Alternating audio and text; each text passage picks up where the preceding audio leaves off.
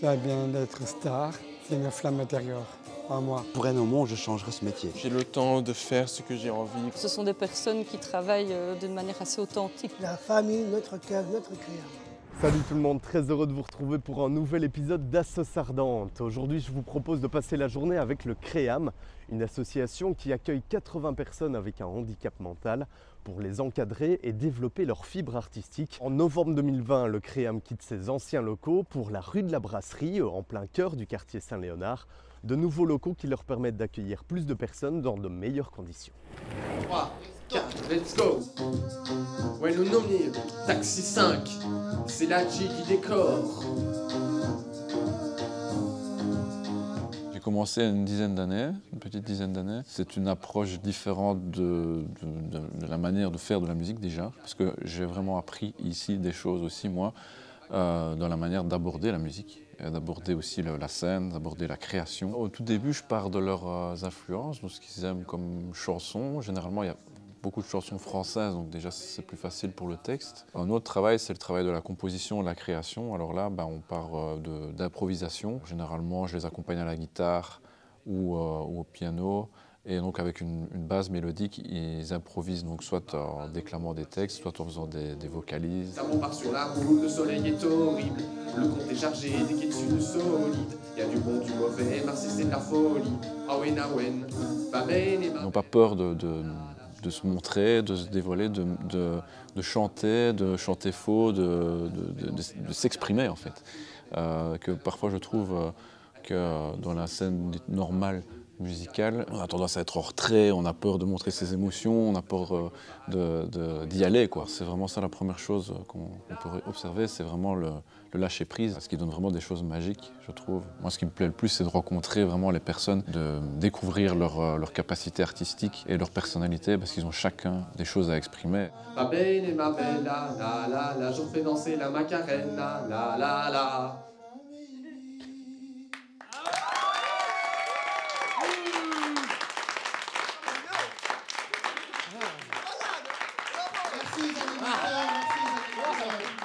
La création et les projets, c'est quelque chose de très important, qui est très important et très professionnalisant. Ici, on a par exemple Katabanga qui tourne dans les écoles avec la jeunesse musicale.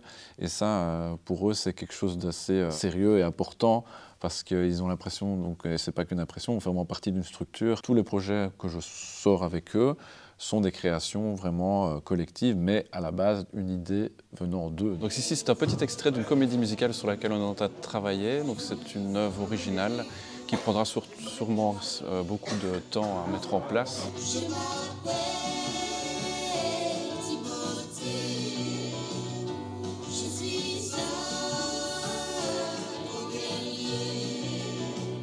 Le but, c'est de pouvoir leur apprendre plein de techniques pour qu'eux puissent avoir une boîte à outils avec des techniques de danse. En fait, j'arrive jamais avec un atelier préparé de A à Z parce que j'adore cet espace de j'observe ce qu'ils me proposent aussi dans l'énergie, dans l'émotion, dans la fatigue aussi peut-être. Et sur ça, en fait, on rebondit à chaque fois et ça crée des ateliers. Je prépare un truc et puis hop, on finit là-bas, ça n'a plus rien à voir et c'est génial.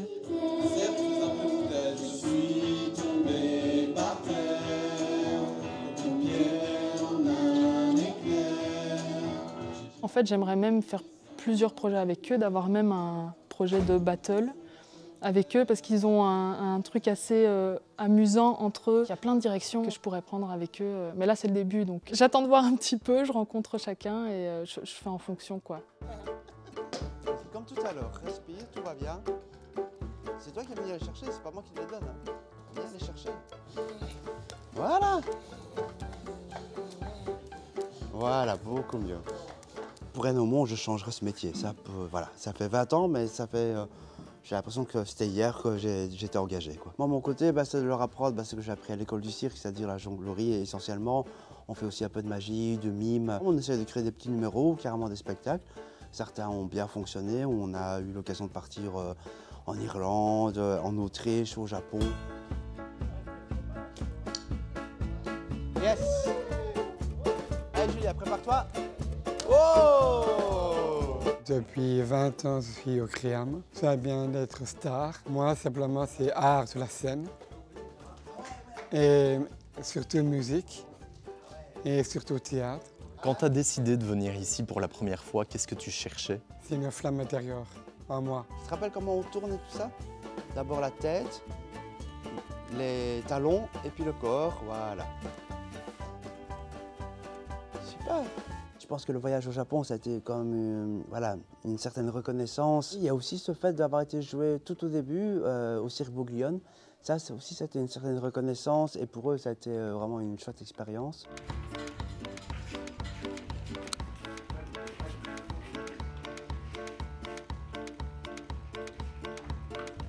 Moi, je viens d'essayer de Créam de 21 ans à peu près. On a été au Japon avec le jeu de Créam pour nous donner vos jouets de spectacle devant les gens, le japonais. Moi, je retiens, je mangeais avec une baguette. Alors, je prends une baguette pour manger avec, par exemple, du riz, du sushi. C'était bizarre ça. C'est bizarre, mais je mangeais tout le temps. Avec ma baguette, je mangeais avec ça. T'es content d'avoir pu y aller grâce au Créam? Ah, évidemment, bien sûr, oui. La famille, notre cœur, notre Créam.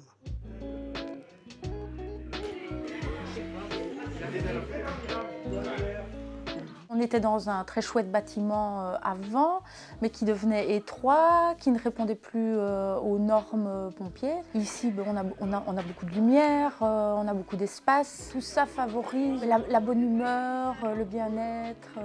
On les inclut à la société, mais on inclut aussi la société finalement à leur vie, en faisant venir des écoles, des élèves, des stagiaires. On marque aussi une empreinte sur tous ces jeunes qui viennent voir un spectacle et qui voient que ce sont des personnes tout à fait gentilles et qui ont plein de choses à montrer, à proposer et à leur faire découvrir.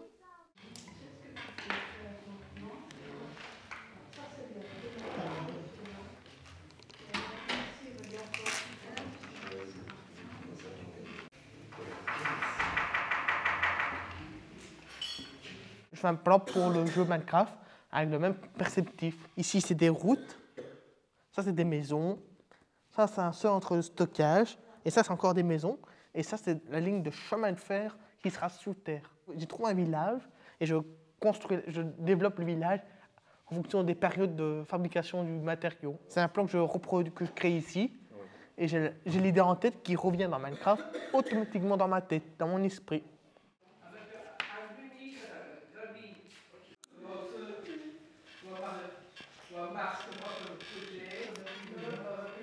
Les personnes qui ne connaissent pas ici sont souvent étonnées parce que ce sont des personnes qui travaillent d'une manière assez authentique, qui n'ont pas vraiment de filtre et qui vont justement avoir des échanges d'idées, des points de vue, des regards qu'on n'aurait pas.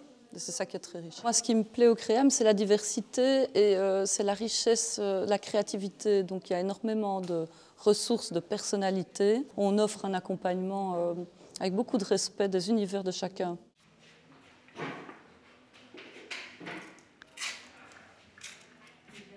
Les plus grands méchants et les plus grands gentils des mondes les plus connus de Disney sont là pour se battre. Celui qui marque 100 points gagné. Là, c'est le grand moment. Pat va actionner son bouton de feu et il va agrandir la boule de feu tellement fort que l'arbitre va s'inquiéter et va se demander « mais qu'est-ce qu'il fait ?» Alors il regarde comme ça à la fenêtre comme un fou, quoi. Alors Ariel use de toute son énergie pour rejeter la boule de feu sur eux. La boule de feu les projette dans leur camp et ils gagnent le tournoi et c'est la fête, quoi. Il y a encore juste à tracer les personnages pour qu'on les voit mieux et ensuite, ce sera tout. J'aime bien être au Créam ici parce que j'ai le temps de faire ce que j'ai envie, comme dessin, comme truc, ou en multimédia, faire des petits films parce que j'aime bien l'audiovisuel aussi, en fait. Alors, on va essayer de présenter notre petit spectacle pour Cathy du mardi matin, là. Alors, on n'a pas exactement le groupe du mardi, mais c'est pas grave, vous pouvez, s'il y a des gens qui veulent y participer, ça ne me pose pas de problème. Je pense que ce qui me plaît le plus, c'est la liberté qu'il y a, quoi. On n'est pas dans une expectative de résultats rapides, on est dans un processus de formation continue. Je suis là pour les former, à leur donner des outils de base avec lesquels ils peuvent décider de ce qu'ils ont envie de créer, de choses qu'ils ont envie de représenter. Le cadre ici permet vraiment ça, de prendre le temps de tâtonner, de de se tromper parfois, sans être contraint par le temps, de devoir absolument présenter un projet immédiatement. Je trouve qu'on a vite du résultat, avec notamment les nouveaux nouvelles.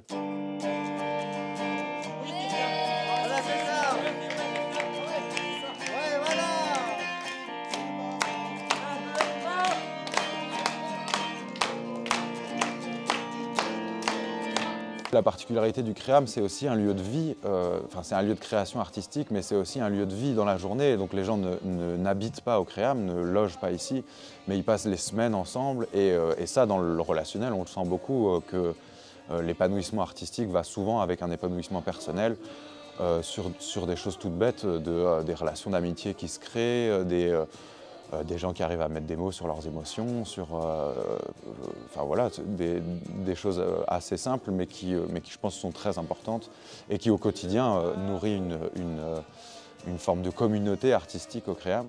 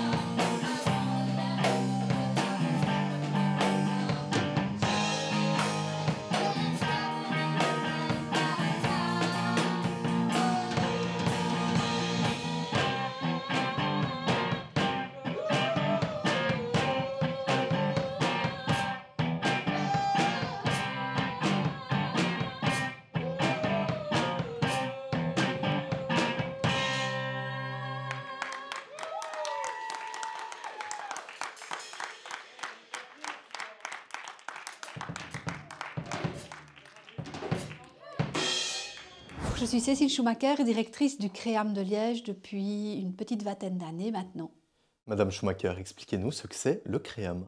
Alors le Créam, c'est une institution qui accueille des personnes porteuses de handicap mental et pour qui nous proposons essentiellement un projet artistique. De manière générale, on accueille essentiellement les personnes porteuses de handicap mental. C'est vraiment notre leitmotiv, mais la structure pourrait permettre d'accueillir d'autres publics. Il y a parfois des projets en collaboration avec d'autres associations qui permettent de faire un travail plus ciblé et plus court dans le temps avec des personnes primo-arrivants. C'est plus rare, mais ça existe aussi au Créam. Au tout début du Créam, il y a environ 40 ans maintenant, on travaillait majoritairement avec des personnes porteuses de trisomie 21, car c'était la majorité des personnes porteuses de handicap mental désireuses de fréquenter les ateliers. Depuis 5-6 ans, je dirais, on a plutôt des demandes de personnes porteuses d'autisme avec du handicap mental associé, qui sont évidemment des personnalités complètement différentes, mais tout aussi riches à découvrir. On est dans une pédagogie active et positive. Donc quand une personne arrive ici, on ne dresse pas toutes les incapacités qu'elle a et ce qu'on va travailler, on dresse tout ce qu'elle sait faire. Et on va stimuler ses compétences tout le temps, tout le temps, tout le temps. Et puis, à un moment donné, la personne donc, va être évoluée, va attraper de l'assurance en elle, va bien vouloir s'exprimer, va être dans une boucle positive. Et pour continuer à évoluer, va avoir besoin d'un apprentissage à un moment donné. Et c'est ici, alors, en réunion, qu'on va dire, ah, voilà, il a besoin de prendre le bus, il a besoin de connaître les couleurs, il a besoin de psychomotricité fine. Et c'est à ce moment-là, alors que les apprentissages du Créam vont se mettre en place. Mais sinon, on est vraiment dans une dynamique inverse de ce qu'on peut trouver dans les associations. Les éducateurs font partie intégrante du projet du Créam, mais ne dispensent pas les ateliers artistiques. Eux veillent vraiment à l'épanouissement individuel et personnel de la personne. Par contre, les ateliers artistiques, eux, sont dispensés par des artistes professionnels qui ont pour formation une formation artiste et qui ont une sensibilité particulière avec le monde du handicap mental. Donc la richesse du Créam, elle se trouve ici, c'est-à-dire qu'il y a une transmission de savoir et de pratiques professionnelles autour de l'artistique par des professionnels artistes, et puis il y a un accompagnement éducatif et socio-éducatif par toute une équipe pluridisciplinaire qui a des compétences aiguisées en accueil de personnes porteuses de handicap mental et qui va stimuler la pédagogie et les apprentissages de la personne. On fonctionne énormément par projet ici au Créam, donc on propose beaucoup de projets socio-artistiques et tous les projets artistiques se font de manière à ce que l'animateur porteur de projet va pouvoir proposer ce projet-là à telle ou telle personne, mais il y a aussi une personne dont c'est le métier d'aller carrément expliquer le projet à chacun pour comprendre s'il est OK ou non de participer à ce projet-là. S'il est OK, il faudra qu'il s'engage dedans. Et alors, une fois qu'on est engagé, là, on ne peut plus faire marche arrière, sinon tout le projet s'écroule. Tous les projets ont une finalité. Chaque finalité, ou allez, pratiquement beaucoup de finalités, majoritairement de finalités sont montrées et montrables, parce que parfois il y a des projets qui n'aboutissent pas à une qualité artistique qu'on a envie de montrer partout. Donc de manière générale, on travaille aussi énormément avec des artistes extérieurs. On organise beaucoup de résidences, on fait des projets en partenariat avec d'autres associations, où on engage tel et tel artiste pour une compétence spécifique que nous n'avons pas, etc. Combien de projets il y a par an? Je dirais entre 30 et 50 projets par an qui aboutissent. Donc on a une dynamique de travail qui est fourmillante. Fourmillante, avec combien de résidents alors? Donc depuis peu, et grâce à l'accord du gouvernement dernièrement, on accueille presque 80 personnes maintenant, mais qui ne viennent pas tous les jours. Qui sont encadrés par combien de personnes? Je dirais presque 50 membres du personnel pour encadrer, y compris les membres du musée, le musée du Créam, qui est le Trinquol Museum, dans le parc d'Avroy. Donc nous, on est passé d'un ancien bâtiment à un tout nouveau bâtiment parce qu'on avait besoin d'un bâtiment bien plus adapté à l'accueil des personnes qui, vieillissaient et donc devenaient de beaucoup moins mobiles qu'auparavant. Or, l'ancien bâtiment était sur plusieurs étages. Et aussi l'autisme, les personnes autistes ont besoin d'un cadre clair, défini, précis, anticipant. Et ça, on ne pouvait pas l'offrir avec l'ancien bâtiment. De manière générale, dans la société, le handicap est de plus en plus inclus, pris en charge ou apprécié, connu, en tout cas reconnu. Et c'est une des missions du Créam d'ailleurs de mettre les choses en place pour que ces personnes aient leur place de citoyens, comme tous citoyens dans la société. Depuis les années où moi je travaille, en tout cas, je vois vraiment une réelle évolution, non seulement dans la perception du handicap, mais dans les formes de prise en charge, que ce soit scolaire, après-scolaire ou alors dans le monde adulte.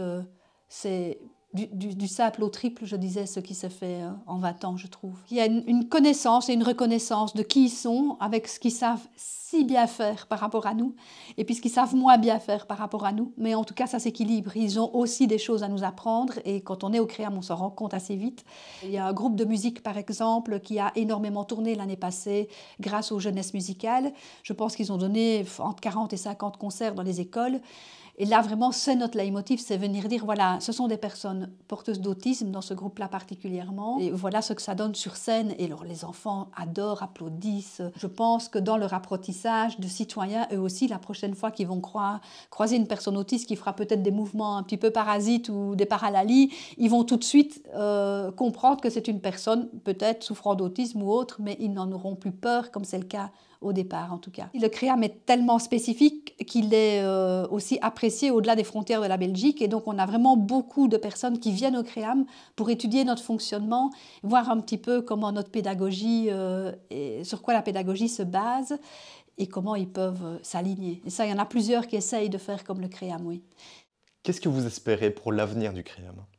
Alors, on est en train de créer un hébergement du Créam, ça c'est ici tout près, grâce à un partenariat sérieux avec la ville de Liège qui nous soutient aussi fortement. Et ce que j'espère, c'est que le Créam puisse continuer à accueillir un maximum de personnes pour permettre une liberté d'expression de ces gens, acquérir une condition citoyenne qui les rend heureux et de pouvoir devenir, s'ils le désirent, alors un artiste complet, car il y a vraiment des pointures maintenant au Créam au niveau artistique qui ont une grande reconnaissance. Et voilà, et ça, c'est vraiment l'aboutissement de notre travail et de notre motivation.